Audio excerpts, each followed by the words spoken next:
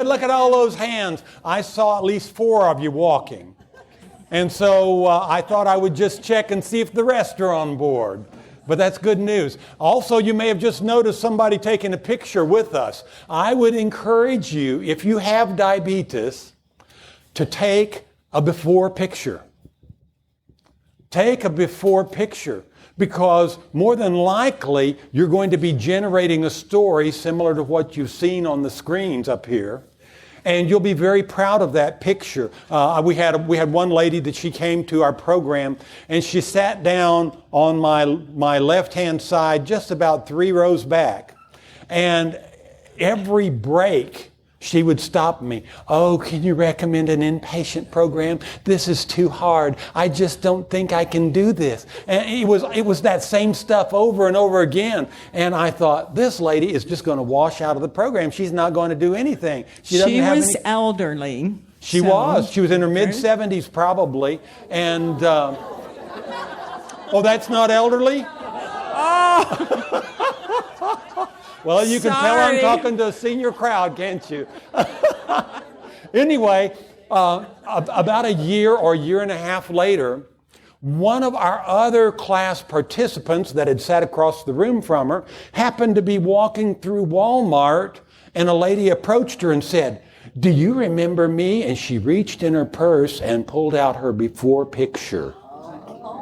She had lost 105 pounds. It was transformative, guys. Anyway, so take your before picture. That was my short. And that was the purpose over here, was she's getting her before picture, and she's going to send it to us with her after picture. And by the way, by the way, if you have your participant handbook or if you have the leadership manual, either way, on the back page at the bottom is our contact information. We would love to hear your success stories. When we get one of those letters or one of those emails or sometimes a phone call, it's just like we've hit payday, we've hit the jackpot. And so that just makes our day, and we just love it when you all share. So we are interested in you. We may not remember your name. We may not, sometimes we don't even remember the face, but that's okay. We know that you have the knowledge, and it has been a transformative thing in your life, and we just praise the Lord for that.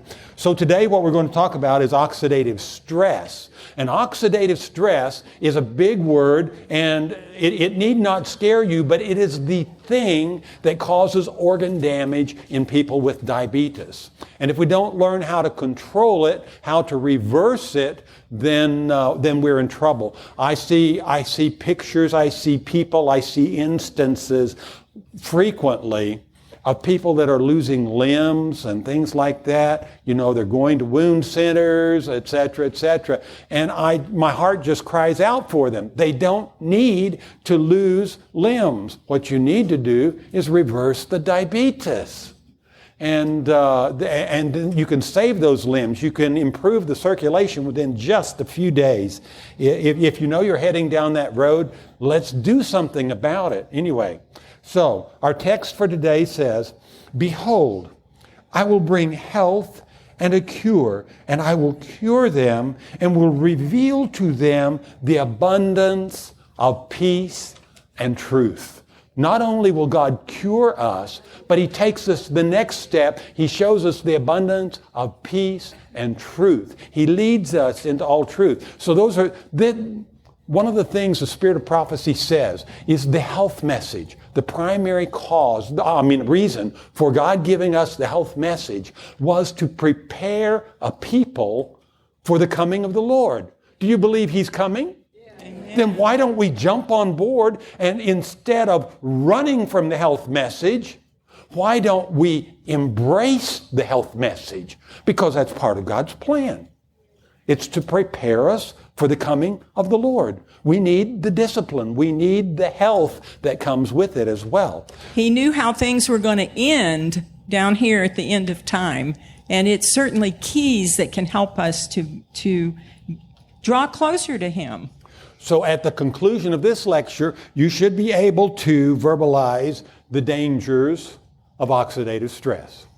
And you should be able to recognize the nature of some chemicals called free radicals and state how to neutralize free radicals and identify the best sources of antioxidants and develop a plan, a personalized plan that will put the brakes on oxidative stress. Yes, sir. These terms remind me of cancer.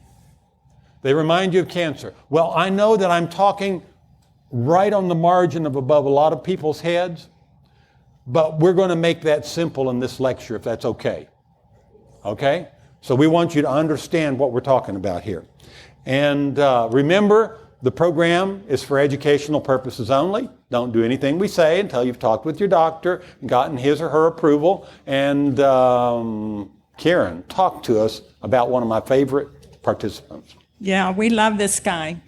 This is Merlin. He's the big gentleman here. And he attended the seminar. This picture was taken about the time that he was diagnosed with diabetes. He came to the seminar after he had already been through a Body for Believers, which is a Christian-based program. And he had gone through that, but his family realized he needed more help than just that if he was going to really get on target. So he came to the seminar. His folks came with him. They sat right down front. And you know, we do a food sample. The first night, we always do a pasta salad. Well, you heard Steve say multiple times, I like broccoli. And so I put broccoli in my pasta salad. And so Merlin, he got his bowl of pasta salad and he looks at it. He got another empty bowl and turned it upside down over it, and he just let it sit there. And as he was going out the door that night, he said, I don't eat the green stuff. So we said, well, okay. Steve said, your taste buds can change, so try it. Try it. But before he came, his cholesterol was high, his blood pressure was high, his glucose was running high, even though he was on metformin. He weighed 250 pounds. And he just was really struggling. So he got in there. He tried the salad. He ate the broccoli more than once. His taste buds changed. And he kept coming. We were concerned, but he kept coming back. And the very last night of our 6-week seminar at that time, the very last night, the mom stood at the door and talked to Steve and said, I have complete confidence in everything you have said. Folks, that is astounding. We need to give God the glory for that, because we're just the channels of the message of health that we can give to people, but this gives them hope and it helps them in their relationship with the Lord as well. So what we started doing back then is we had a group that met once a month, and we would go on a hike on Sabbath afternoon. And Merlin and his family would come. Well, this is Merlin. That is Merlin there. Afterwards, his glucose was down to 79, cholesterol down to 94. He was off of his blood pressure medicines. He was off of his diabetes medicine. His weight was down to 166. His endocrinologist in Chattanooga told him, Merlin would still go and follow up. He told him, I've always known this was possible, but I've never seen anybody do it. So Merlin goes and they just have a party every time he goes for his doctor's appointment. We invited Merlin and his family to come back and help us with registration. And Merlin always wants to come and help with exercise. He's the one that Steve was telling you when he came back to help us. Sometimes we would do exercise with water bottles, put a water bottle on each hand, you're exercising. Yeah, Merlin brought his own water bottles, gallon jugs full of water. And he was doing the curls, and the punches with gallon jugs.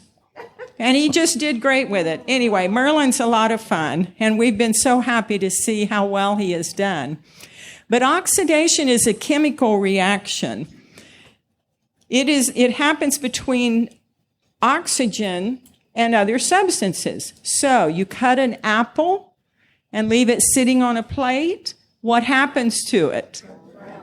Turns brown. That's an oxidation process. And so that's what's happening. The browning of an apple, fire, rust, copper turning green. You see the roof, or a porch where they put beautiful copper. Doesn't stay that way very long. It turns green. Well, that is an oxidation process. And so when the blood sugar and the insulin levels are out of control, especially right after an energy-rich meal, the body begins to produce something that we call free radicals. And we're going to show you in a minute so you can get a visual of that.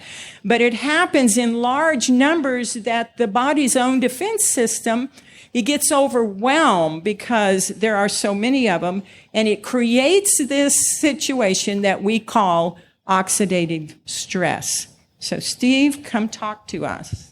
Okay, so she mentioned right after a meal, every time your blood sugar spikes, you remember this from yesterday or day before when we did it, every time the blood sugar spikes, then your insulin levels go up. Those are the times that you're most predisposed to the generation of these free radicals. And overproduction of free radicals causes people with diabetes to age 5 times faster than the general population. And it leads to blood vessel disease. And that results in heart attacks and strokes and blindness and kidney failure and non-healing ulcers and amputations, etc. That's why one of the reasons why people with a diagnosis of diabetes will usually die 10 years earlier than their counterparts in the population.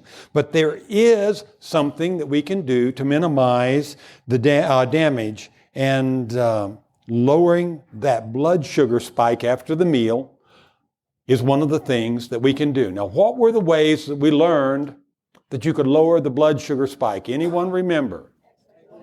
Take a walk for 20 minutes after the meal, moderate exercise for 20 minutes. That's one. There's more. Okay, so eat your beans first. Eat your high fiber foods first before you eat the rest of your meal. Very good. So that's 2.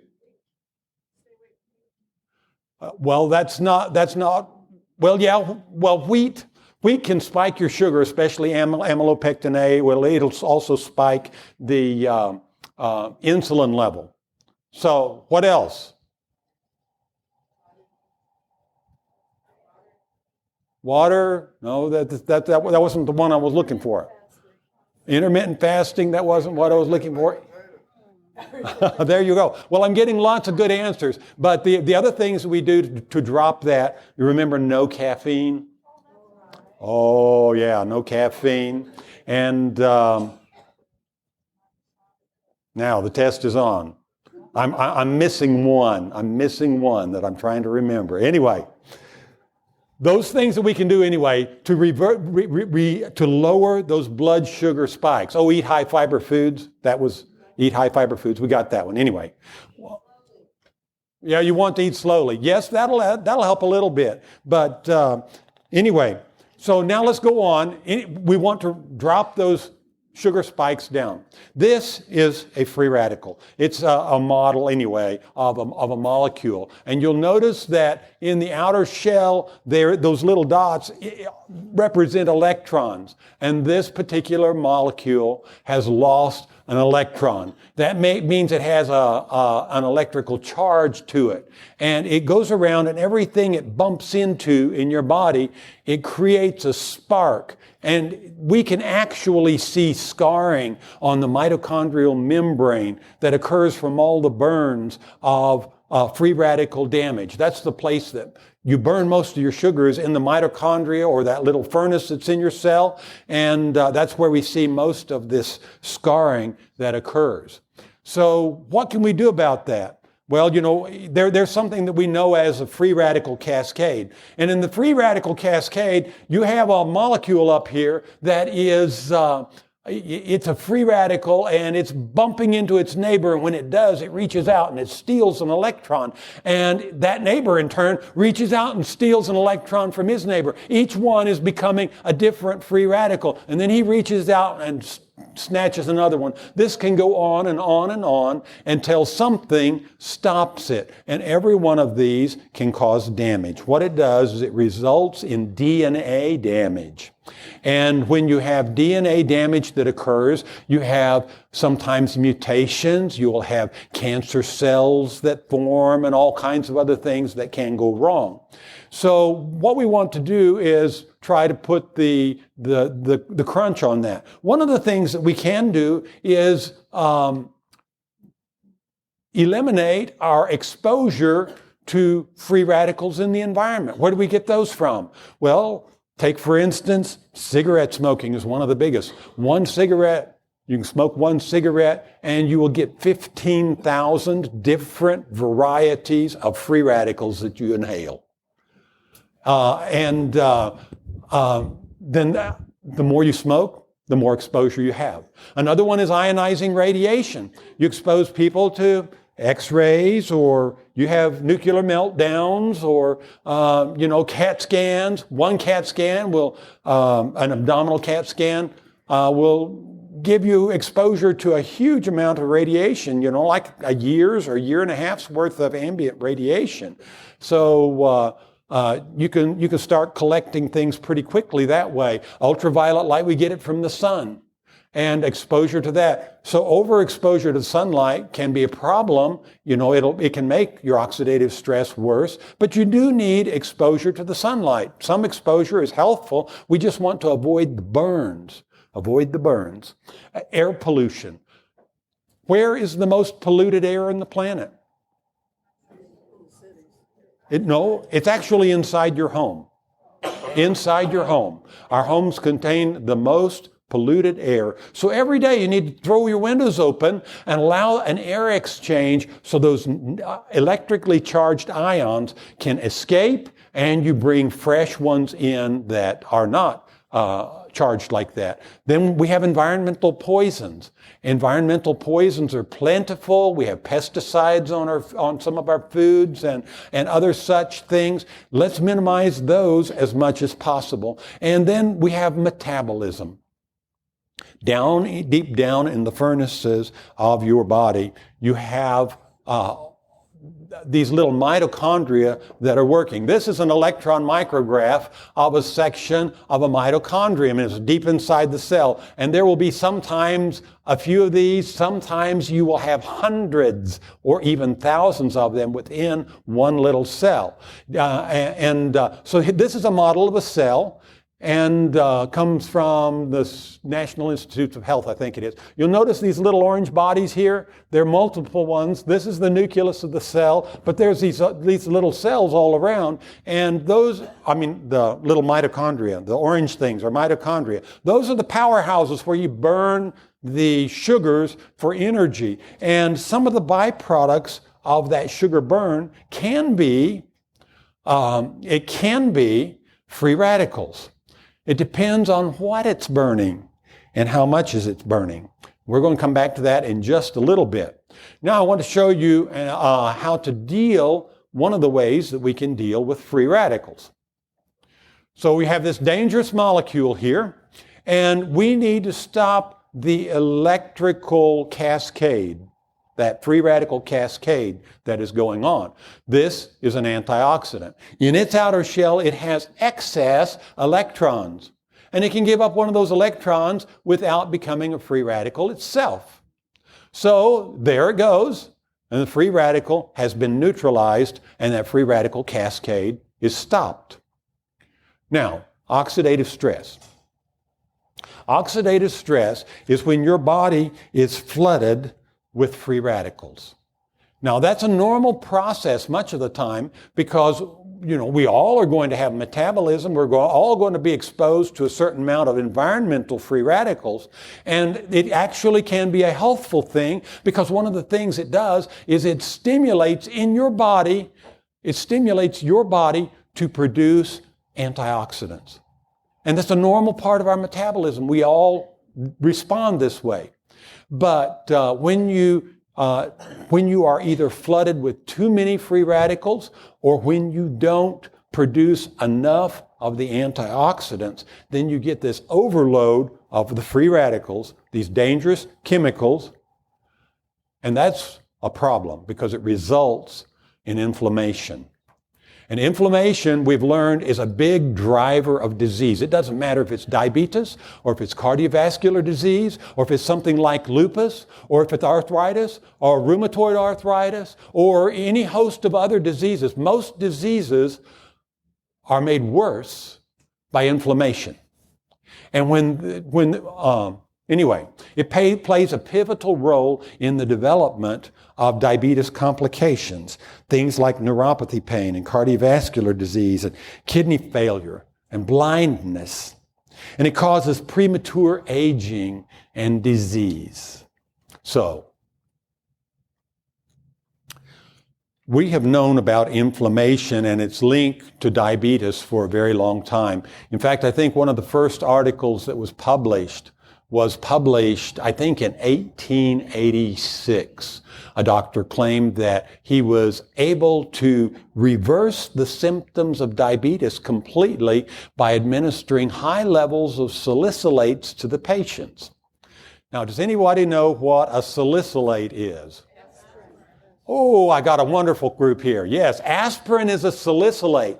What happens if you would take high doses of aspirin every day?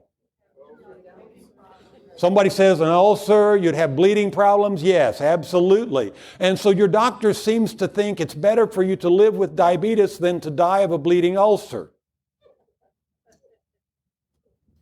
What do you think? Well, yeah, it's sort of a rock and a hard place. Actually, take it this way. This is not the solution. Salicylates are not the solution to diabetes. We've got to look somewhere else for the solution. And fortunately for us, we know that there are solutions now. One of the things they discovered is inflammation actually precedes diabetes. And it begins in the fat cells. And as the fat cells begin to swell with excess amounts of fat, there's a certain point in time that the cells become metabolically active. Now, what do I mean by metabolically active? You see, under normal circumstances, fat cells are where we store extra energy so that when we don't have enough food, we can use it for food. But as these cells begin to swell, there's a certain point in which you will begin producing cytokines. Now, that was a word that before COVID, people didn't know what it was. But these are chemicals that actually kill off our body cells. They cause the cells to die. It's a process we name apoptosis.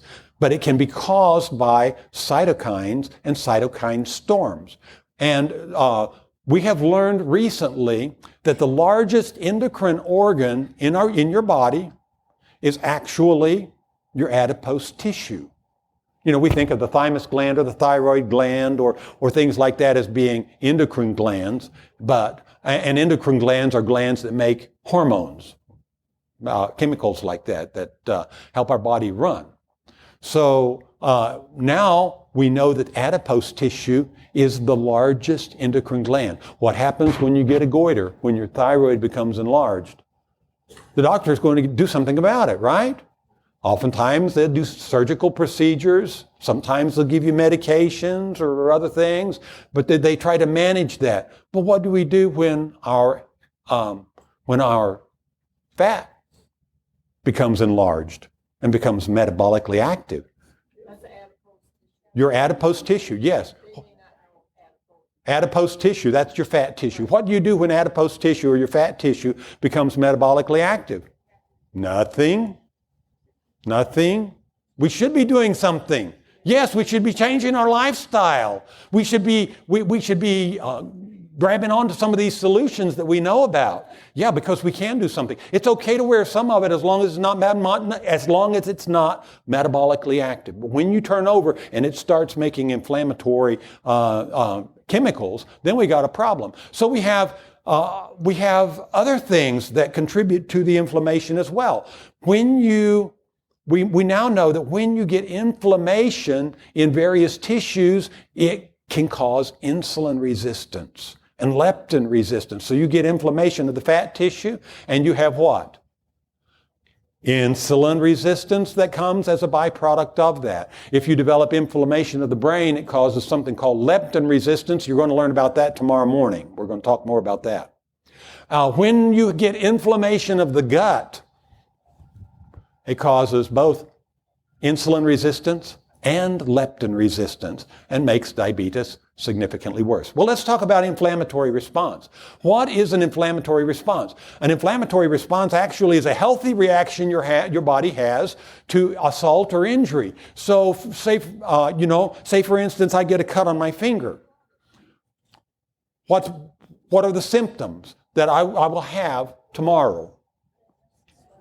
Redness, swelling, pain, and heat. Those are the cardinal symptoms of inflammation. They're really good because what happens, the cut is an injury to the system, so it can allow things like bacteria in there to cause infections, and in order to counter that, the body sends hormones to the site, and it causes the cells to separate. So more tissue fluid goes to the area. It makes room for white blood cells to migrate into the injury site so that they can kill off the invading pathogens or bad bacteria that are getting ready to cause infection. And so the other nutrients can also flow to the area to accelerate the healing process, etc. So it really is a good thing when it's a localized inflammation. And it can be stimulated by a variety of things, not just an injury, but it can be things like bacteria or viruses. A virus can cause a systemic reaction. And somebody came up to me one day this week and showed me a picture of a rash that they got after they got COVID. COVID rash is a systemic inflammation. It lasts a long time. It's hard to get rid of it. Sometimes it's months or longer that the people will be suffering with this. But it is a systemic reaction. So the response can be local or it can be systemic. And that systemic inflammation is a real problem as well, because that's when you get to that stage and you have diabetes, that's where the real problem comes in. So our question is, how do we decrease this inflammation in people with diabetes? How do we put out these fires of inflammation? Well, I went to the computer and I said, well, what have you learned? What do we need to put out the fires of inflammation? High fiber? Well, almost. Exercise that helps. Antioxidants, that was the word I was looking for. So I went to the computer and I said, what foods contain antioxidants? And boom, it comes up right away with 100 antioxidant-rich foods. That was just what I was looking for.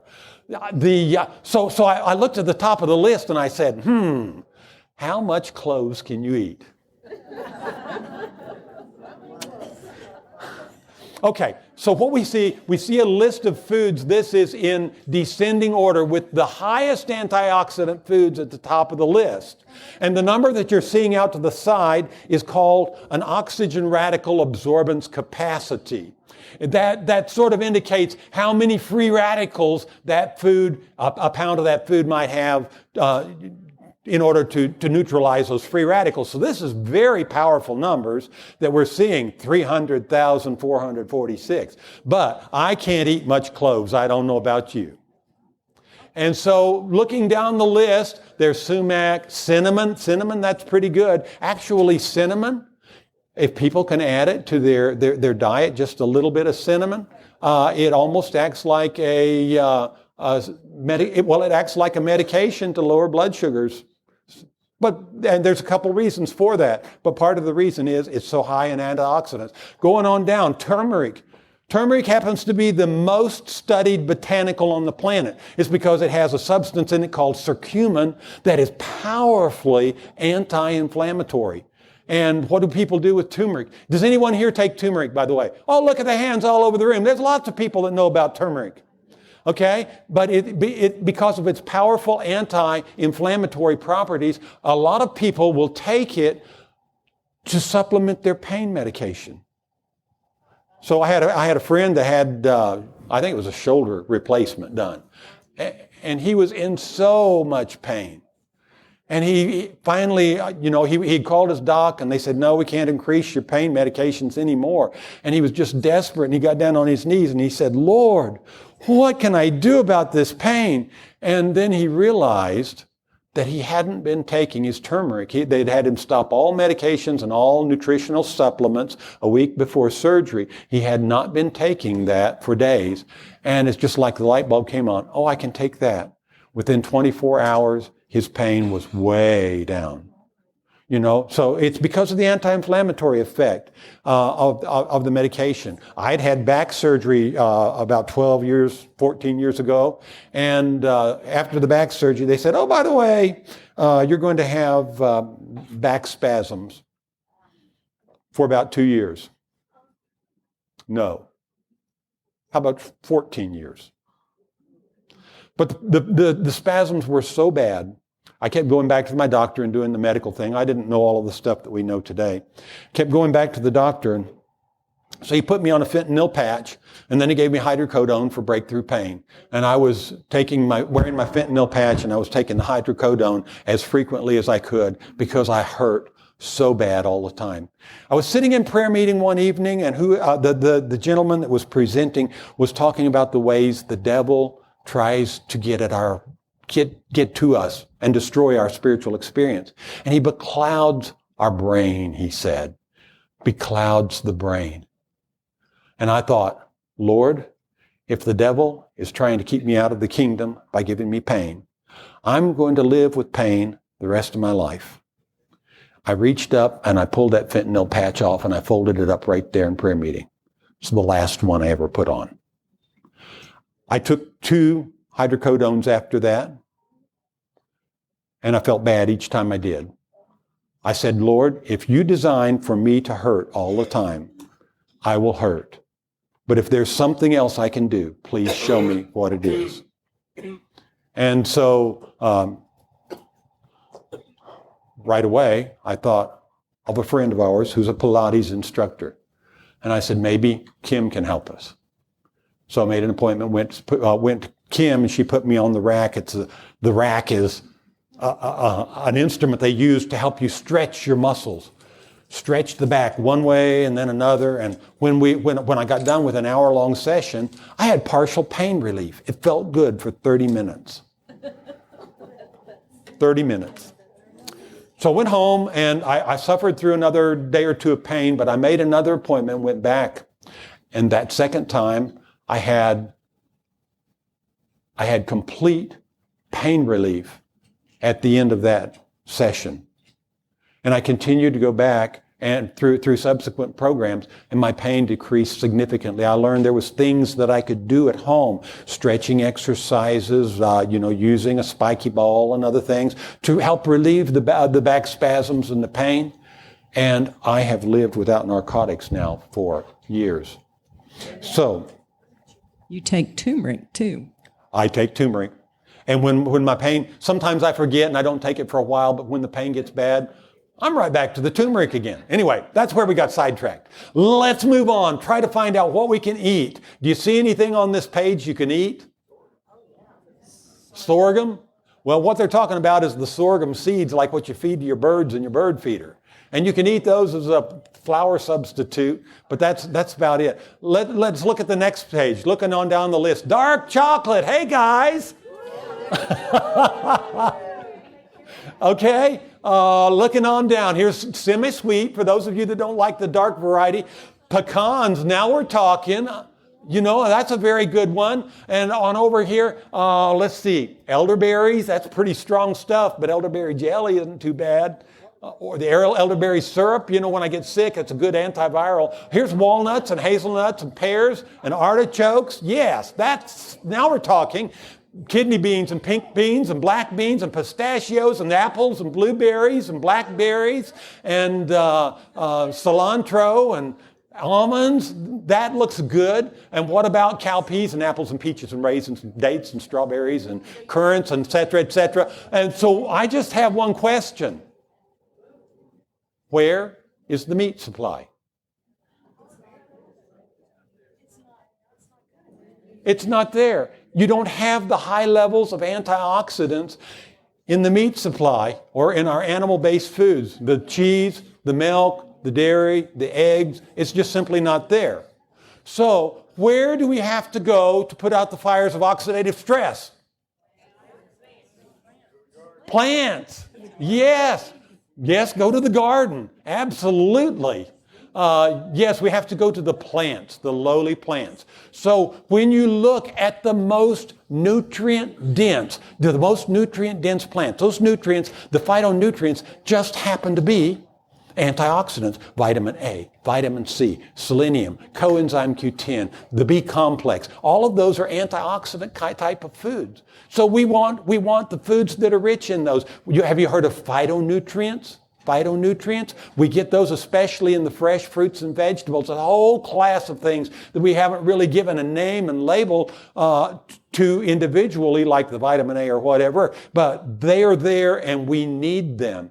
Take, for instance, a European study was done about cardiovascular disease. Cardiovascular disease is caused because of inflammation and inflammation in the arteries. And they said, what is the link between phytonutrients and cardiovascular disease? And they discovered that if people had high levels of phytonutrients from their food, that means they've been eating a lot of fruits and vegetables, especially the fresher varieties. If they've been eating that, they can have very high cholesterol levels and they will have this much cardiovascular disease. None.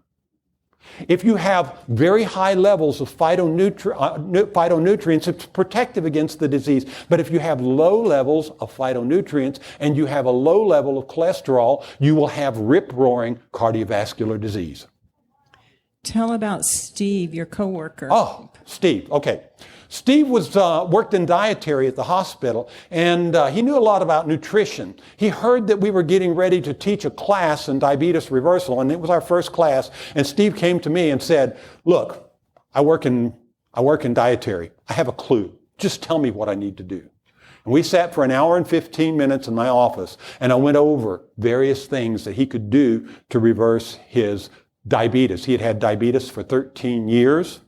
He had 8 stents in his heart. He had bad cardiovascular disease as well. He had terrible neuropathy pain in both feet. He felt like his feet were stuck in the fire all the time. And because of the complications that he had from taking medications for neuropathy, because of the complications of the side effects, of the disease, he just said it's better to suffer from the burning pain than it is to suffer from the side effects. So he wouldn't take the medication for the neuropathy. And so I went over with Steve what he needed to do. And I didn't see him again for a couple weeks, but a couple weeks later I went through the cafeteria line, and Steve spotted me before I even spotted him. He said, "Steve, it's working!" And I said, "What's working?" I knew what he was talking about. I said, "What's working?" And he said, "The program." He said, the neuropathy pain in my feet is almost gone. I have just a little bit on the ball of this foot and under my big toe on the other foot. Otherwise, I don't have any more neuropathy pain. About a week or two later, I went back through the cafeteria line again. He spotted me. "Steve, it's working." I said, "What's working?" He said, "My angina is gone." He said, "Every time I used to push that dietary cart up and down the hall, my chest would burn like crazy." But he said, "Now the angina's gone." So, big change can... I didn't see cayenne pepper, so black pepper on there. What do you know about the cayenne? Cayenne pepper increases circulation through your capillary bed. There are good things to be done. Am I an expert on cayenne pepper specifically? No, I'm not. But eat a variety of the wonderful foods that God has given us. A lot of them have medicinal effects. Yeah. Well, But he doesn't eat sweets. He doesn't get it. Yeah, she's saying she has a friend that puts cayenne pepper on everything, and she was asking questions about cayenne pepper. Is it good? It has benefits, and I'm not going to badmouth it. Do your own research. Google knows everything. And but there are a lot of benefits that we can get from various plants. But looking at this list, green leafy vegetables, colorful vegetables, beans, legumes, starchy vegetables. Have you seen that list before? Yes, that's our food list, isn't it? And it's our food list because of a very real reason. Those healing foods are the ones at the top of the list, but all of them are very healing. Okay, now I want to talk about hypernutrition. Dr. Brooke Golder is, she's one of the big dogs of lifestyle medicine. She runs with people like T. Colin Campbell and Caldwell Esselstyn and others in that category. And she was in medical school when she contracted lupus. Those of you that know anything about lupus, it's a very tough disease, and it's an inflammatory-based disease. It's an autoimmune disease where the body is destroying its own cells. And she got so bad, she was hospitalized on several occasions. They told her she would never be able to have children, etc., etc. Somewhere along the way, she clued in to the fact that there might be something she could do about her disease through lifestyle. And she began making these changes and put her lupus in complete remission. She has been without lupus now for quite a while. And what she has done subsequent to that is she's the one that sort of coined this word hypernutrition. She runs an online consulting service, medical consulting service. Her practice is all online, helping people with lifestyle diseases to reverse them. And so she's helped numerous people reverse type 2 diabetes and numerous people with lupus and all kinds of other disorders. You can get online, YouTube. There's all kinds of videos that she has on YouTube. They're very informative. And one of the things that she says that she does with people is she puts them on a regime of hypernutrition. So if you're struggling with diabetes, you feel like that you may be one of those that is experiencing oxidative stress, then this would be for you. But anyone that is struggling with inflammatory-based disease, this is very beneficial. Do it for 21 days. Do a 21-day, 3 weeks of hypernutrition. And what you're going to do is you'll remember the top of our list was green leafy vegetables. So you need to make green smoothies. And the way that you do this, take your high-speed blender and fill it full, 3/4 full. Pack it down with greens, as many as you can pack in there. You start with the green leafies. So you might get the spring mix, a variety. It's already a mixture of greens. Or you can get your own greens. You can put kale in it if you're brave. For most people starting out, I recommend you start with something pretty mild like spinach. But pack it into the blender till the blender is 3/4 full. Then you'll put 1/2 cup of either chia seeds or flax seeds, or you can use hemp hearts or walnuts because they're all high in omega-3s. The cell membranes, in order to heal, are going to need omega-3s. And if you give the cells the nutrition they need, they will heal themselves. So we want to increase the nutrient load, but also provide the necessary fats that your cell membranes are going to need, and that comes in the omega-3 foods.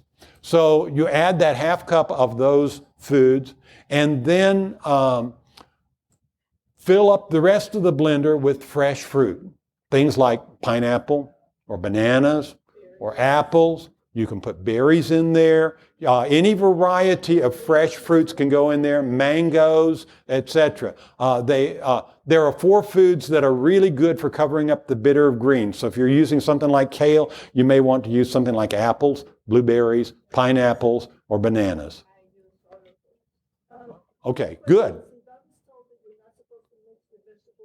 Okay, she's bringing up the concept of where she's been told that you're not supposed to mix vegetables and fruits.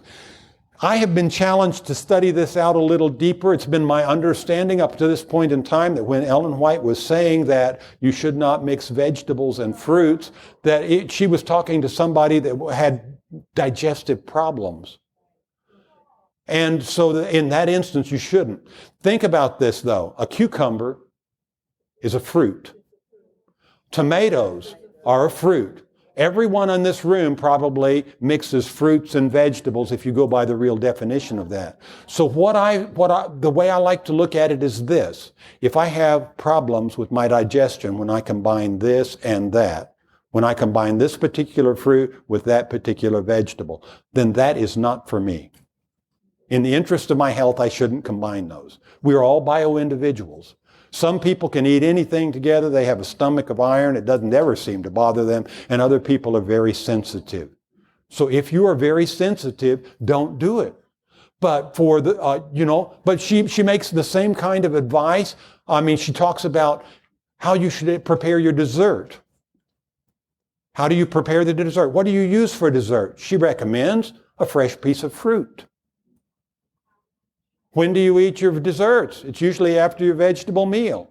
So I think the advice is probably more correct, that it was directed toward somebody with a weak constitution.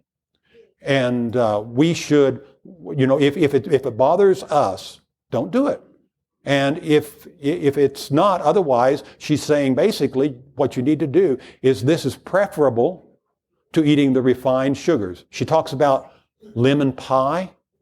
It's okay to have a slice of lemon pie on Sabbath, but it's not something you should be doing every day, every day, every day. By the way, somebody came up to me just before the program began, if you don't mind me telling this. I won't point out who it was, but they were saying they went to lunch today and they had a piece of cheesecake.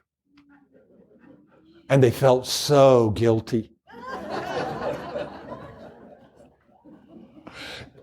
I'm not here to make you feel guilty, guys.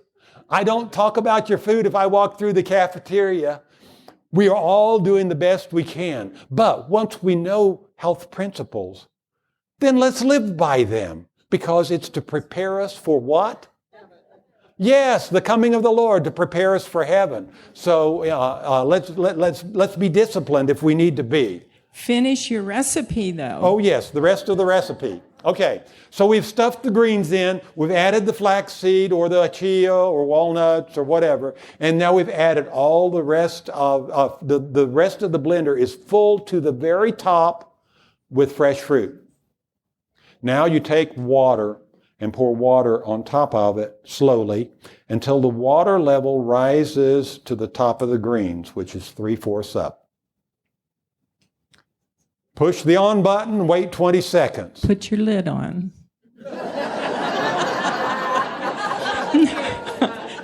He forgot. Important piece of information. I was in the kitchen one day. We have a high-speed blender, and I was over there doing something, and I pushed the on button, and whoosh! We had a green volcano. We were cleaning it off the walls, off the cabinet, off the floor, and off me. And anyway, so don't forget. Karen's the queen of the kitchen, and she knows those things intuitively. I don't seem to have that level of intelligence. Do you drink the whole thing in one day? The answer is yes. Drink the whole pitcher that day. And the next day you do it again. Do it for 21 days. A fresh one every day for 21 days. And, pardon me? Usually about 20, she's asking how long do you blend it? About 20 seconds is usually enough to make it so you can suck it through a straw and sip it slowly. This is the thing about smoothies. Smoothies, they contain the fiber, which is great, but it's easy to put down a lot of calories real fast. Okay? So sip it slowly. Enjoy the flavors. Let the air go over your tongue. As the air passes over your tongue, when you have that food in your mouth, it actually enhances the flavor. So take your time and enjoy the blessings that God has given you and dream of decreasing your oxidative stress. Question back here. So what do you recommend that they eat in addition to What do I recommend that they eat in addition to that? Go to your food list and eat anything you want to eat off your food list. Just try to eat higher on the food list. And that's page 18 of the participant handbook. Back here, second row. Yeah. Can you use frozen fruit instead of fresh fruit? She's asking, can you use frozen fruit instead of fresh fruit? Yes, absolutely. Fresh is preferred over frozen, and frozen is preferred over canned. But we have to use what we can use. You know, we have to survive our winter times, and if that's readily available for you, you put it away during the summer. Go ahead and use it. That's great, and I have no problem with that. That'll be good. It's a good source of nutrition. Okay, question over here. Okay, she missed out on the volume. How much flaxseed or chia seed? Yes, it's a half a cup. Right down there, 3 lines from the bottom. Half a cup of chia seed. And those of you that have a participant handbook, this is in the participant handbook. Way back over here on the back. Another question. I'm sorry, you're going to have to speak up. Is there a recommended amount of turmeric to take? Well, I'll tell you what my position is. Because we're health educators here, and we do not give out medical advice, I'm not going to answer your question. But you can get online and Google will help you. You know, and I can also tell you that it's hard to overdose on it. So if you're going to take it, the cheapest way to get your turmeric, if you're going to supplement with turmeric, will be to buy it in bulk. It'll cost you about $7 to $8 for a pound. If you're going to buy it in the bottle, you'll pay about $37 for about 150 capsules. So, be careful what? Be careful with blood thinners with turmeric. Good point. Okay, one more question and then I'm going to move on. Yes, sir.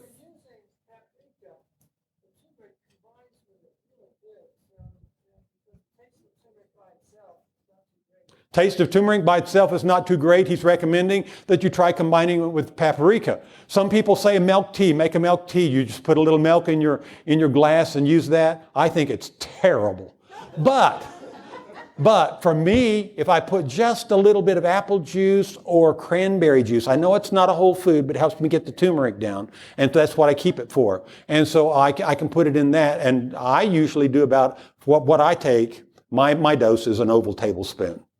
I take an oval tablespoon of that and I put it in and I mix that up in my glass and chug a lug and it really helps. So, guys, I know these questions are good and we got them all over the place. Half a little finger for Harris Teeter. That's good. Yes, some of the better grocery stores have the raw stuff that you can get, or you can buy it dried. And lots of ways to do it. Let's move on if you don't mind, and we can take more questions in just a little bit. So the sources of antioxidants. I have a lot of people that say, well, first of all, I have this slide I have to address. These are immune system activators. When you have an autoimmune problem and you're eating foods that are high in sugar and fat, it causes an overactive response of the immune system. And so you can think of this as a fire. In our bodies, when we have lots of fuel, when you have lots of sugar and lots of fat together, it's going to cause a big fire, but it's going to create a lot of smoke. It's a lot like burning tires. You're going to have a lot of smoke that's given off. And that smoke you can think of as the free radicals. However, if you have a real efficient burn, if you have dry wood, and the dry wood has an air blowing on it, there's almost no smoke that's given off, right? Okay? So that's what happens in the body when you have scarce fuel. So if your food contains scarce amount of fuel, you're going to have a clean burn. If it's got lots of fuel, you're going to have dirty burn. So let's go on a virtual tour of the grocery store. And we walk into the grocery store, and I want you to tell me, are the foods I'm selecting going to be clean burn or dirty burn? So I walk in and I head to the right, which leads me right into the produce section. But on the way, I pass one of those tables that they have special stuff set out on, and it contains some iced cookies. I put the iced cookies in my cart. Clean burn or dirty burn? Dirty burn, very good. I go on to into the produce section and I grab a bunch of crispy romaine lettuce and put it in my cart. Clean burn or dirty burn? Clean burn. I get a 2-pound bag of carrots and put it in my cart. Clean burn or dirty burn? I walk round the corner and I go by the freezer chest. They have pepperoni pizzas on special and I grab one of those and put it in my cart. Clean burn or dirty burn? Dirty burn. Okay, I go down the chip aisle. I reach over and I get myself a bag of baked corn chips and put it in the cart. Clean burn or dirty burn? I'm hearing mixed messages now. Some people are saying clean burn and some people are saying dirty burn. It's baked, so it's not fried in the fat. So, but it's been processed. So now you see what we have is we have a continuum here. Some things are very black and white. We know that these are dirty burn foods. Other end of the spectrum, you know they're clean. But there's a whole bunch of stuff in the middle that's going to be, I'm not quite so sure. So you're going to have to use your intelligence. And if you'll just go through the grocery store, clean burn, dirty burn, clean burn, dirty burn. Look over your shoulders. Make sure there's no one following you with white coats on.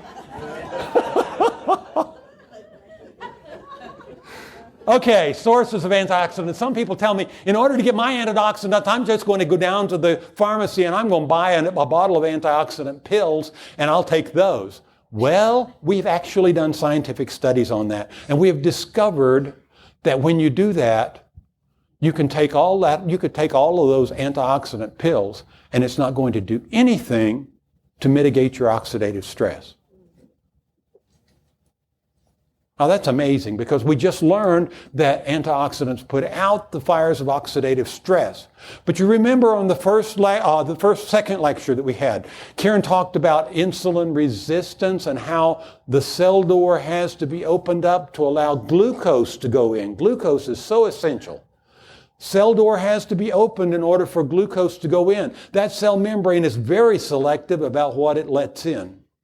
And what scientists have theorized, they think that there must be some kind of key to open the cell membrane to allow antioxidants in that is missing in your antioxidant supplement. We don't know what it is, but we know that it doesn't work for oxidative stress. In fact, it may actually increase your risk of death to take antioxidant supplements with abandon.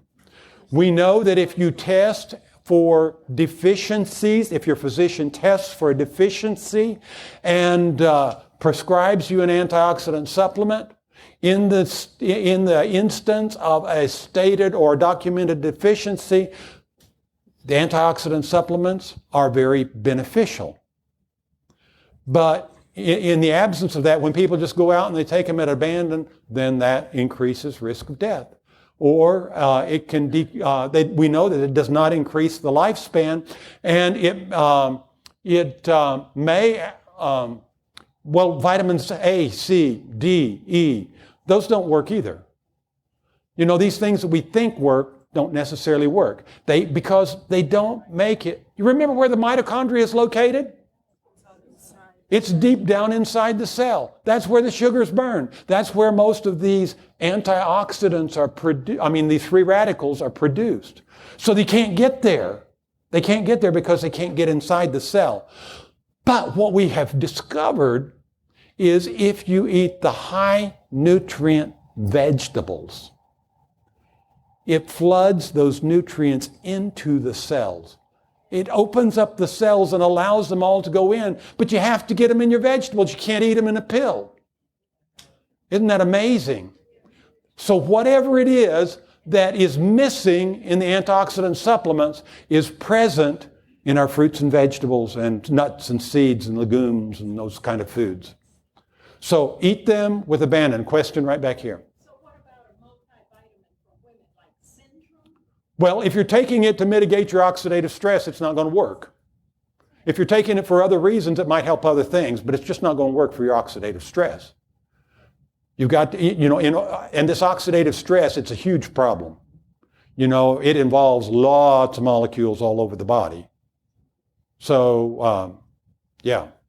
I mean, you can take it. There have been studies done like Centrum or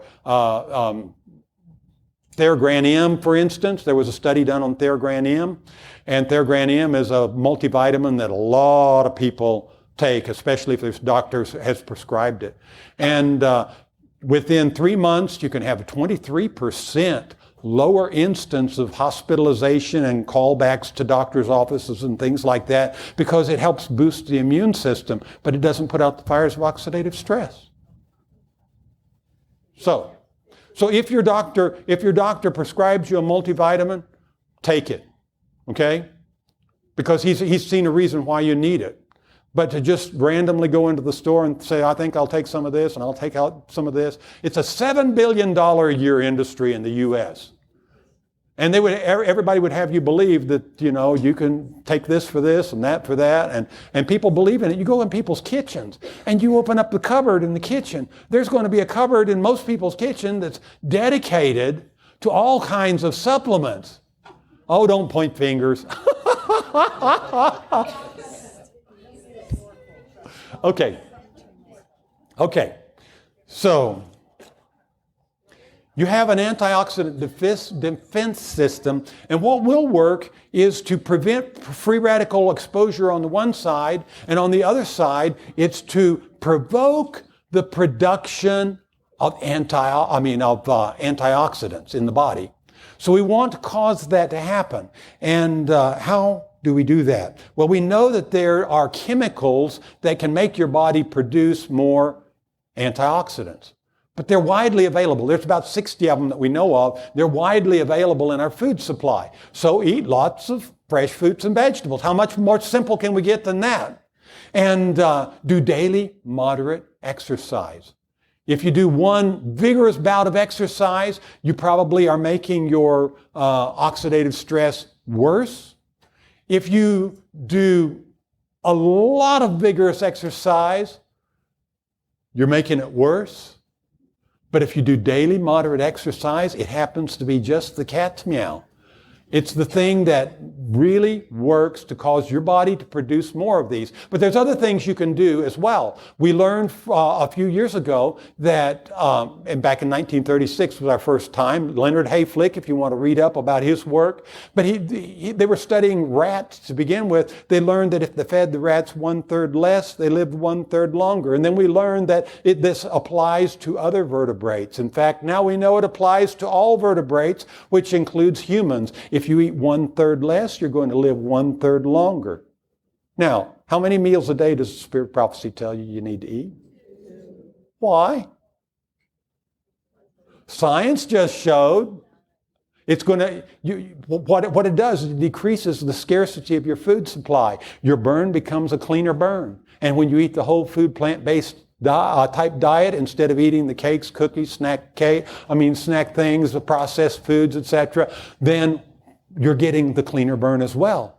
So that's why when we add all these things together, we live an average of 13 and a half years longer, and we think that 76 is not old.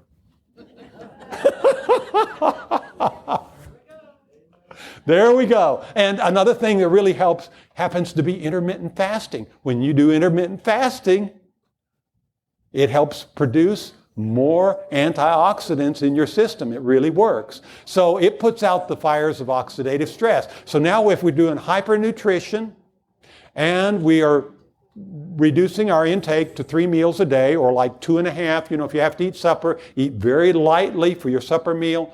We're going to have more to say about that tomorrow. But anyway, combinations of fruits and vegetables causes spent antioxidants to recharge, and it increases your ability to deal with oxidative stress. So one of the things that we've discovered in America, even though we're eating plenty of calories, our young people, 80% of the young people, our children, our adolescents, are eating nutrient-impoverished diets. And 65% of adults are eating nutrient-impoverished diets. We need some major changes. We were going into a Save-A-Lot in our community over in Grundy County and holding demonstrations there to try to get people to eat more of the plant-based foods. And this was done with our local health council. But the manager of the store said, the young people won't listen to you. They come in here and all they buy is these prepackaged and sugary things. They don't buy fruits and vegetables. They don't go through the produce section and get these things. Why not? Do you know, I have asked questions in some of our classes.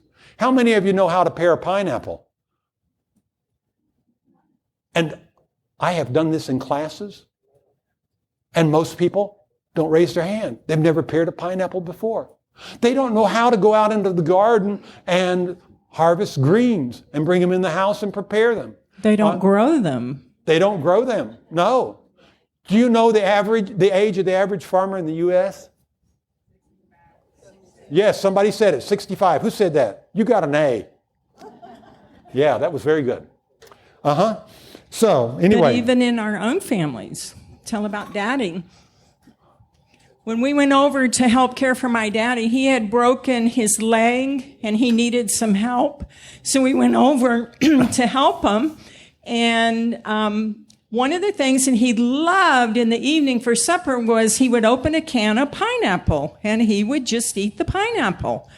So we said, oh, Daddy loves pineapple. So we bought a pineapple and we pared it and we took him the best part. You know, one end is sweeter than the other. We took him the best part, had it in a pretty glass bowl, took it to him and said, here, Daddy. And he said, what is it? And we said, well, it's pineapple. It's fresh pineapple. And he ate it and he said, doesn't taste like pineapple to me.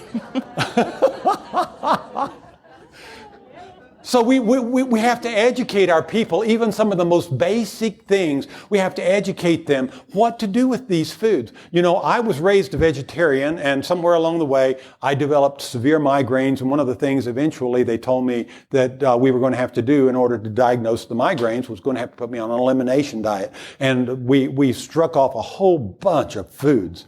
And my food was so restricted, and I started losing weight like crazy. And in about a week, I'd lost 15 pounds. And I looked at Karen and said, I've got to have something to eat. And that was sort of a transition point for me. I started eating meats at that point in time.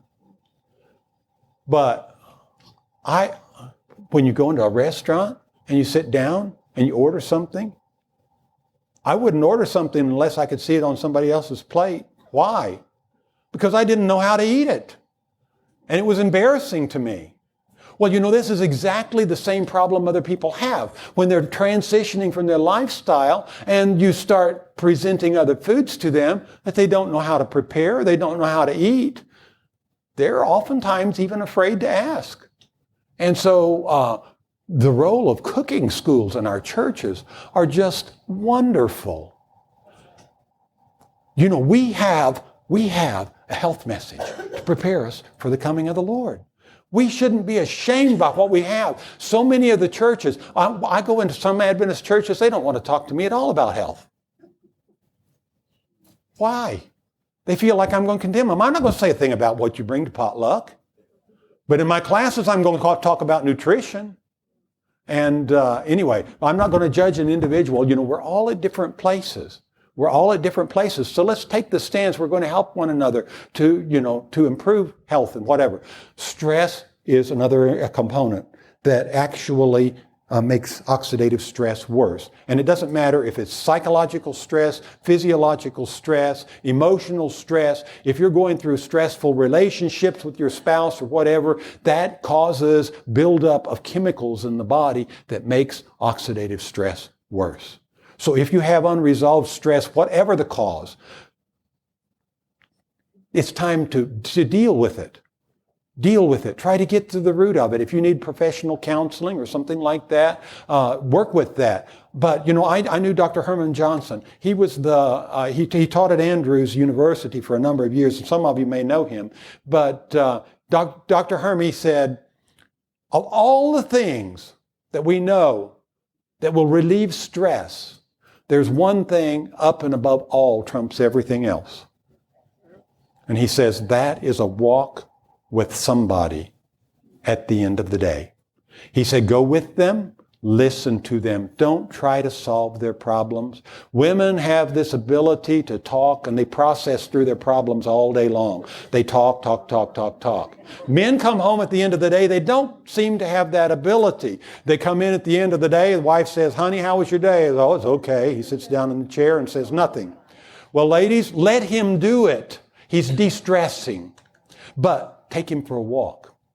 And about 20 minutes into the walk, something connects in his brain. You know, men are brain damaged. That's not a Steve original. That was Dr. He used to do Focus on the Family, Dr. James Dobson. Dr. James Dobson said men are brain damaged. In utero, the men's brains are bathed in high levels of testosterone, and what it does is it destroys a portion of the corpus callosum, which is the crossover between the two hemispheres of the brain. And so you have little boys out there, and what they're doing, they're going, vroom, vroom, and etc. That's their language. But the girls are over here talking, sharing all kinds of important information, whatever else. Take your man on a walk. 20 minutes into the walk, the synapses between the halves of the brain will connect, and he will begin talking. Just listen. And he will talk and talk and talk, and you go home, and you go to bed, and you put the pillow over your head because he won't shut up. But he's de-stressing. It's the best thing that we can do at the end of the day to de-stress is simply go to walk. When did God meet with Adam and Eve? In the cool of the evening. Amazing. He helps Adam and Eve de-stress from all the stresses of the day. I don't know if the camels were misbehaving or what was going on, but God helped him with those problems. And if we follow God's pattern, we also will be able to distress. Simple little thing that we can do that's very powerful to help us. So we need to deal with stress, whatever the source is. Dr. Poljak says excessive psychological stress should be avoided, and we should take time to relax and enjoy the things that we enjoy doing. So I remember a few years ago, there was a Reader's Digest article that suggested that people write up a list of 50 things they wanted to do before they died. That was before the bucket list. I wrote up a list. And I worked off my list. You know, I've done just about everything on that list. You keep adding. So you don't have to worry about dying when you finish the list. But does it make life worth living? Yes. When you're enjoying the things you like doing? Yes. So do them, folks. That's part of what gets to health. And when we look at supplements, I want to real briefly go over 3 supplements I want you to talk to your doctors about. He needs to test you for a deficiency in this area because people with diabetes have problems in this area. Okay, if you have inadequate amounts of magnesium, you're going to, it's required for mitochondrial metabolism, and so you're going to produce higher levels of free radicals if you're magnesium deficiency. We live in the southeast United States. Our primary source of magnesium is our drinking water. The drinking water in the southeast United States is deficient in adequate levels of magnesium. So you may have a problem here. So check with your doctor. As we age, our CoQ10 levels decrease.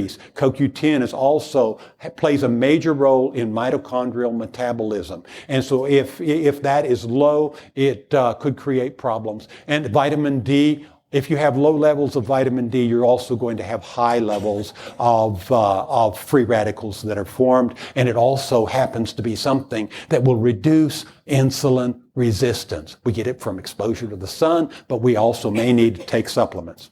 Well, we've run out of time for this section. Time passes fast when you're having fun. Let's stand together and have a closing prayer.